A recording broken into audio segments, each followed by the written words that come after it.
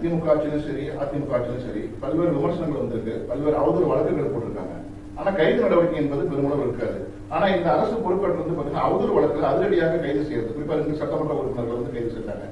இந்த போக்கு என்ன எதிர்கட்சிகளை அடக்குமுறை செய்யக்கூடிய நிகழ்வா நீங்க பாக்குறீங்க? அது ஒன்றும் சந்தேகமே இல்லையே. ஆரம்பத்திலேயே தன்னுடைய அந்த குணத்தை காட்ட வேண்டும் என்று மாநில முதலமைச்சர் அவர்கள் காட்டிக் கொண்டிருக்கிறார்கள். ஆனால் அந்த முதலமைச்சரும் நாவடக்கம் இருக்க வேண்டும். அந்த முதலமைச்சருக்கும் நாவடக்கம். இன்று நம்முடைய எதிர்க்கட்சி தலைவர் திரு உதயநிதி ஸ்டாலின் ஒரு கருத்தை சொல்லியிருந்தால் அது ஏற்றுக்கொள்ள முடியாது.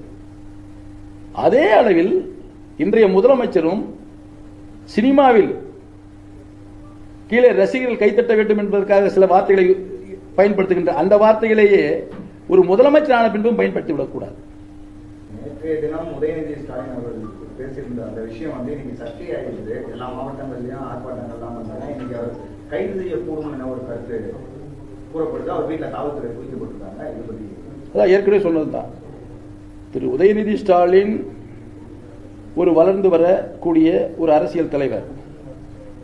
ஏற்கனவே ஆட்சியிலும் அதிகாரத்திலும் அவர் செயல்பட்டிருக்கிறார்.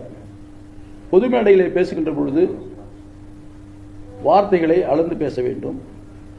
இந்த இரட்டை அர்த்தங்களை கொண்ட வார்த்தைகளை அதுவும் இது போன்ற தலைமை பொறுப்பில் இருக்கின்றவர்கள் பயன்படுத்தவே கூடாது. அந்த பண்பு அவர்களுக்கு இருக்க வேண்டும்.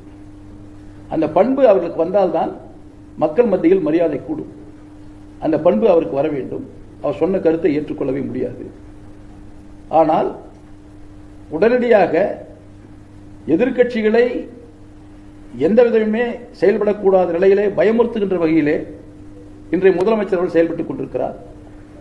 அதை அவர் கைவிட வேண்டும் என்று கேட்டுக்கொள்கிறேன்.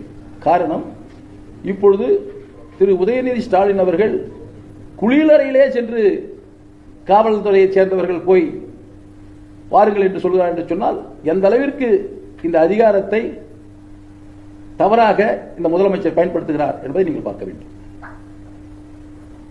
நாளைக்கு சட்டமன்ற கூடும் நிலையில அவரை கைது பண்றது அவருடைய செயல்பாட்டை சட்டமன்றம் முடப்படாம நினைக்கிறாங்க. நாளைக்கு சட்டமன்றம் கூடுது, அது அவர் கைது பண்றாரு.